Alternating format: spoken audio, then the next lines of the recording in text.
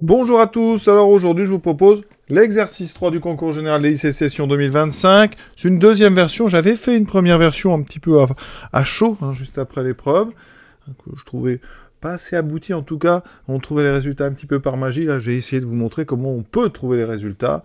J'ai trouvé des choses assez intéressantes je pense. Donc l'idée ici, enfin l'exercice c'est de résoudre une équation fonctionnelle. Vous avez donc pour une fonction f donnée, pour tout x, on doit avoir f de x plus 1 qui est égal à 1 demi plus racine de f de x moins f de x au carré. Voilà. Je vous rappelle ce que j'avais fait, proposer une fonction continue, j'avais proposé une fonction constante. Alors on pourrait se dire, mais pourquoi tester une constante, etc. Bon, ça peut à la rigueur se trouver. Et ensuite, on avait montré qu'elle était périodique, c'était pas évident, parce que la période était de 2. Donc on peut aussi dire, pourquoi essayer 2, pourquoi pas essayer 3. Et donc je vais vous montrer une façon justement d'arriver à tout ça sans que ça soit des découvertes un petit peu comme ça magiques. Et le dernier propose une infinité. J'avais bricolé avec les résultats précédents, un peu de chance on va dire, et on avait réussi à trouver une infinité de fonctions.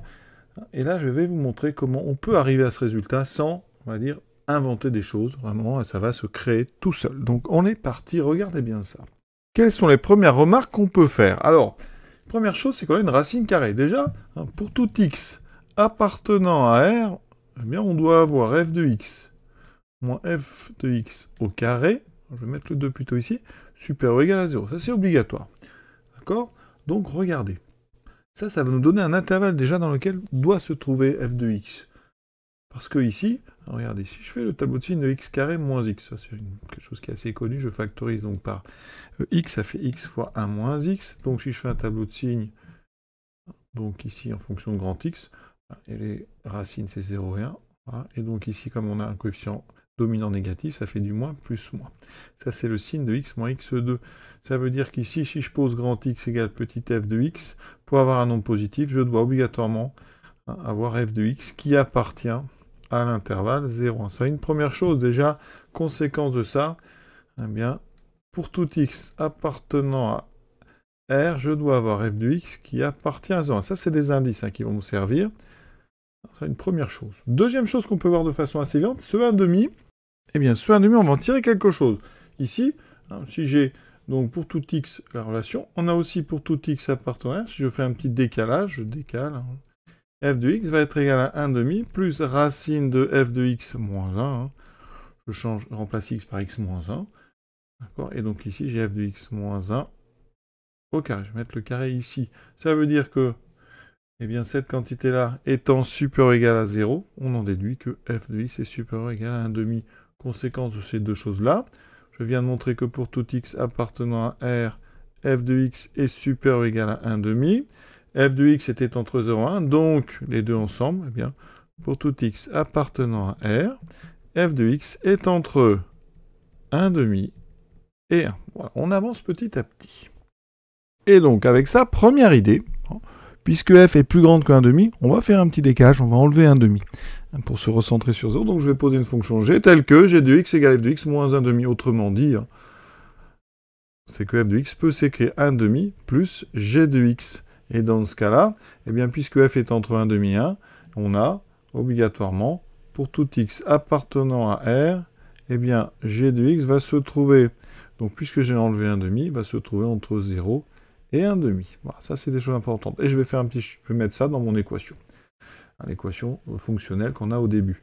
Donc, ça veut dire que, alors, ici on a ceci, alors, je vais dire que c'est E, comme ça m'évitera de le recopier. Donc, E, c'est cette équation. Donc, E est équivalent avec ma fonction G à, eh bien, donc G, alors je remplace donc F par 1,5 plus G de X, donc ça me fait 1,5 plus G de X plus 1, j'évalue ceci en X plus 1, va être égal à 1,5 plus racine de, donc, F, 1,5 plus G de X, moins le carré de ceci, qui est donc moins 1 car le double produit me fera g de x, et donc g moins g de x au carré. Donc là, les g de x s'annulent. Il me reste donc 1,5 de g de x plus 1, toujours pour tout x, égale à 1,5. Alors les 1,5 vont se simplifier, plus 1,5 moins 1 quart, moins g carré de x. Donc ça équivaut à g de x plus 1 égale à racine de 1 quart moins g carré de x. Ça, c'est sympa. Alors, g est entre 0 et 1,5, donc quand je mets au carré, hein, eh bien, g carré de x est donc entre 0 et 1 quart. Donc 1 quart moins g carré de x est donc entre facilement 0 et 1 quart. Donc ici, effectivement, 1 quart moins g de x au carré, c'est positif. G est positif, donc je peux sans problème ici mettre au carré en gardant l'équivalence. Hein, parce qu'ici, ça me donne g carré de x plus 1 est égal à 1 quart moins g carré de x. Les deux côtés, je peux revenir de droite à gauche, puisque g de x plus 1 est positif. Hein, g de x est toujours positif. Et j'ai pas de problème avec 1 quart moins g carré de x, puisqu'on a vu que c'était positif. Donc on peut facilement aller de là à là et de là à là. J'aime pas trop ce 1 quart, donc deuxième idée, on va s'en débarrasser. Et donc on va poser soit h, donc tel que, pour tout x appartenant à R, eh bien, on va poser h de x, ça va être, alors ici, tout simplement, 2 fois g de x. Alors pourquoi je fais ça? Parce que maintenant, j'ai remplacé g de x par h de x sur 2. D'accord? Alors dans ce cas, ça change. Par contre, en faisant ça, pour tout x appartenant à R, g de x était entre 0 et 1,5. Comme je multiplie ici par 2, ça veut dire que h de x est entre 0 et 1. Et donc ici, mon équation fonctionnelle E, elle se transforme en quoi? Eh bien, ici, donc, g carré, ça veut dire que c'est h de x au carré sur 2. Comme je mets au carré, ça fera sur 4. Donc là, j'ai h carré de x plus 1 sur 4, donc 1 quart, plus 1 quart de h carré de x, qui va être égal à 1 quart. Je multiplie tout par 4, et j'arrive à h carré de x plus 1, plus h carré de x égale à 1. Voilà, petit à petit, vous allez voir, on va construire quelque chose. Troisième idée, je vais maintenant enlever les carrés, donc je vais poser une fonction k telle que k de x égale h de x au carré. Donc ça veut dire que mon équation fonctionnelle, elle est équivalente, donc maintenant, à k de x plus 1, plus k de x égale à 1. Et comme j'avais h qui était entre 0 et 1, je le mets au carré, hein, k de x pour tout x appartenant à R, eh bien, k de x est entre encore 0 et 1. On continue ici. J'ai une somme qui vaut 1, c'est pas très pratique. Idée suivante. On construit petit. Donc soit k, donc soit L, la fonction telle que pour tout x appartenant à R, eh bien il faut que je me débarrasse de ce 1. Donc je vais enlever 1,5. Et je vais poser L de x égale k de x moins 1,5. Ça, c'est intéressant, vous voyez. Ça veut dire, dans ce cas, que pour tout x appartenant à R, je dois obligatoirement avoir L de x, j'enlève 1,5, qui va être entre moins 1,5 et 1,5. Et quand je substitue mon équation fonctionnelle E, elle devient, alors c'est toujours pour tout x appartenant à R, je ne l'écris pas à chaque fois, hein, mais à chaque fois, ça doit être pour tout x appartenant à R. Et donc ici, regardez, je remplace donc k de x par, donc ici, donc L de x plus 1,5. Donc ça me fait L de x plus 1 plus 1,5 plus L de x plus 1,5 égale à 1. Les 1,5 et ici vont nous permettre de nous débarrasser des constantes. Ça veut dire que je viens de trouver que L de x plus 1 plus L de x était égal à 0. Si on écrit ça autrement, ça veut dire que L de x plus 1 est égal à moins L de x. Dernière idée, parce que là je suis entre moins 1,5 et 1,5, je vais essayer de revenir dans un intervalle moins 1, eh bien je vais poser m de x égale 2L de x, d'accord? Ça veut dire que mon équation, eh bien elle équivaut à, donc ici, j'aurai m de x sur 2, d'accord? Égale à, enfin m de x plus 1 sur 2 égale à moins m de x sur 2, donc les deux s'annulent. Il me reste tout simplement m de x plus 1 égale moins m de x. Ah oui, ça n'a rien changé. Mais par contre maintenant, ici j'ai m de x, donc pour tout x, on va essayer d'être bien rigoureux, pour tout x appartenant à R, m de x est entre moins 1 et 1. Et on va revenir sur de la trigonométrie. Regardez ces fonctions. Sur une autre propriété, on a m de x plus 1 qui est égal à moins m de x. Donc là, assez naturellement, eh bien, m de x plus 1 est donc égal à moins m de x.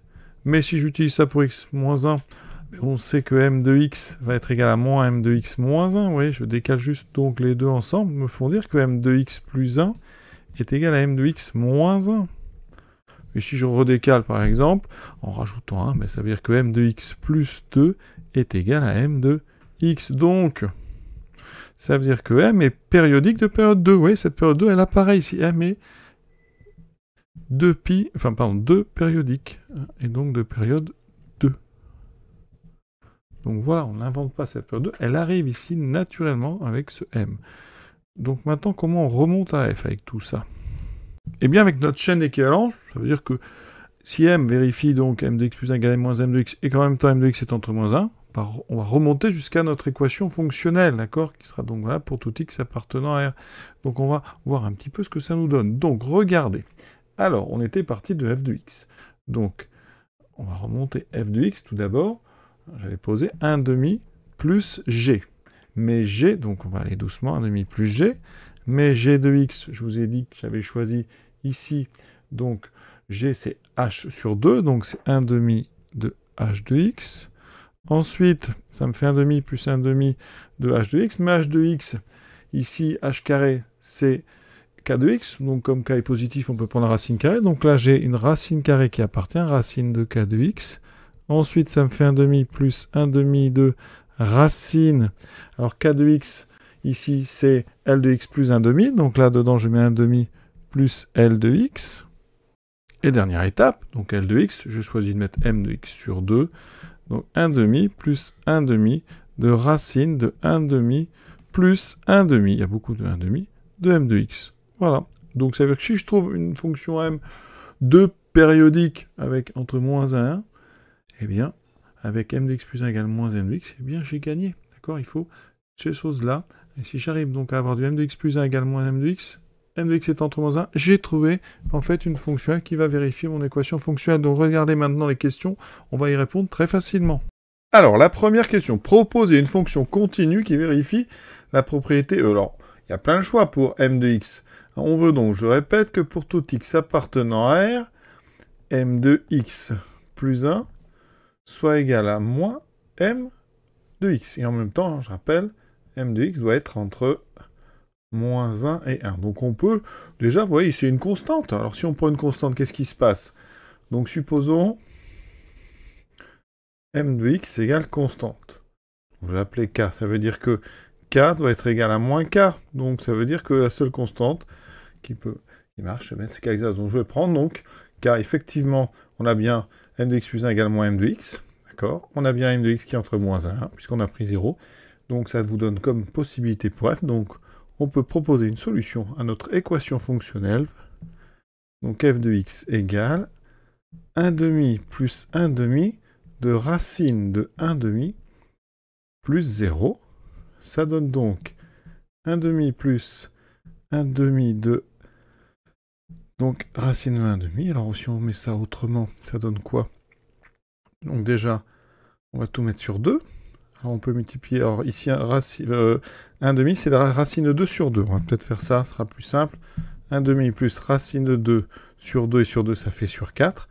Et on retrouve 2 plus racine de 2 sur 4, et c'est la constante qu'on avait trouvée quand j'avais proposé, donc la première façon de faire, c'est-à-dire directement, on remplace f par une constante, et on avait trouvé, seule possibilité, c'était donc 2 plus racine de 2 sur 4. Vous voyez qu'on le retrouve ici directement, une fois qu'on a il fait cette petite étude que j'ai proposée. Si on s'intéresse à une expression affine, alors ça sera forcément par morceau, puisqu'il y a une périodicité, on peut proposer par exemple ceci. Regardez, voilà. Et ici, comme ceci. Donc après, vous avez une répétition. Donc voilà, le 1,5 ici. L'échelle n'est pas vraiment bien respectée. Mais là, donc, je vais refaire ma graduation. Vous obtenez ici moins 1.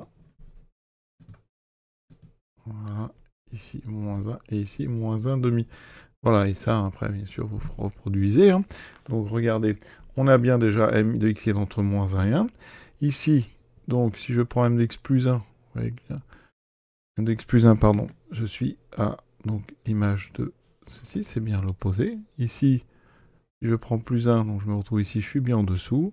Par ici, vous voyez, donc on a bien m de x plus 1 égale moins m de x. Alors, quelle serait la formule d'une telle fonction? Alors, on pourrait essayer de chercher des choses comme ça en dents de scie, mais les expressions changeraient en fonction d'intervalle. Donc, l'idée, c'est d'aller chercher chez les cosinus. Ça ferait comme ça. Finalement, une seule expression pour toute la fonction, c'est plus simple. Et ce que je propose, hein, c'est donc une fonction qui serait l'expression cos πx, parce que si vous faites πx plus 1, ça fait πx plus pi, et cos, quand vous avez un plus pi, ça fait du moins cos. D'accord? C'est la formule cosinus x, pi plus θ égale moins cosinus θ. Donc si j'utilise ça, donc là, bien le moins qui apparaît, c'est bien entre moins 1. Donc on peut proposer comme fonction continue solution f de x égale 1 demi plus 1 demi racine 1 demi plus 1 demi de cos pi x. Je vous laisse vérifier. Sur GeoGebra, ça donnerait ceci. Voici f de x. Donc ensuite, j'ai représenté par rapport à mon équation fonctionnelle, j'ai tapé 1 demi plus racine f de x moins f de x carré, donc ça donne ceci, voilà. Et je tape de l'autre côté f de x plus 1, et j'obtiens ceci. Alors on ne le voit pas, vous voyez, enfin il y en a un des deux qui est caché, parce que tout simplement, si j'enlève f, eh bien les deux sont au même endroit, donc effectivement, ça confirme, c'est pas une preuve, hein, ça n'est qu'un graphique, mais ici, vous voyez bien que ça a tout à fait l'air de marcher sur GeoGebra. Donc, vous voyez qu'avec cette technique, on a trouvé une solution particulière qui serait constante. Hein. Ensuite, continue, bien sûr, une fonction ici. Alors, c'est une composition de fonctions continues, il n'y a pas de problème. F de x est bien, f est bien continu sur R. On a bien tout ce qu'il faut. Maintenant, deuxième question. Alors, la périodicité, on en a déjà parlé. Il n'y a rien à dire. Elle est 2 périodique. Toutes les solutions sont 2 périodiques. Donc ça, on l'avait démontré assez facilement une fois qu'on a fait notre petite étude. Et maintenant, une infinité de solutions.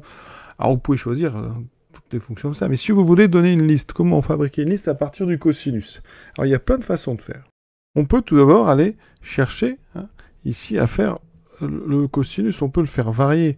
On peut varier ce qu'on appelle la phase. Donc ici, dans le cosinus, ici, on peut mettre du plus phi. Avec phi, un nombre réel. Ça a les mêmes propriétés, la même périodicité. Voilà. Mais en 0, c'est pas la même valeur. Donc nous, dans la question 3, on veut f de 0 égale 1 demi. Le problème, c'est que dans cette famille-là, vous allez voir, il n'y en a qu'une seule qui marche. Mais qu'est-ce qu'on peut faire? Il faudrait qu'on réussisse à garder, en fait, donc l'alternance de signes quand on fait plus 1, et la 2 périodicité.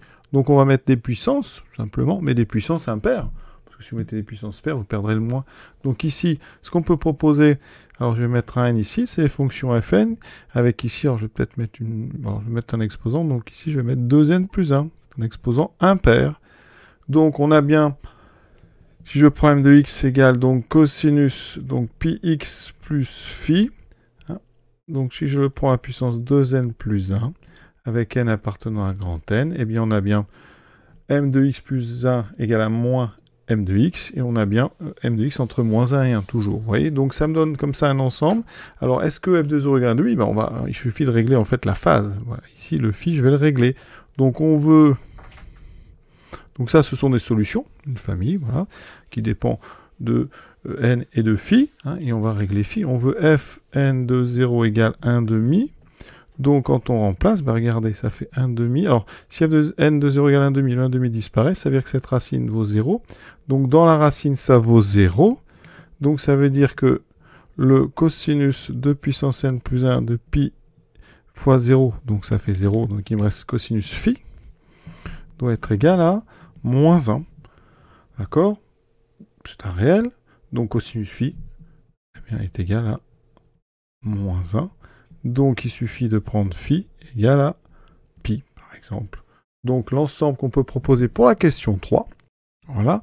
Alors, cosinus pi x plus pi, ça fait moins cosinus x. Donc, on peut proposer finalement les fonctions fn qui s'associent. Donc, 1 demi plus 1 demi de racine de 1 demi. Alors, ça sera plus, puisqu'on a un moins avec une puissance impaire, moins 1 demi de cosinus pi x à la puissance de n plus 1. Je vous propose de regarder ça sur GeoGebra.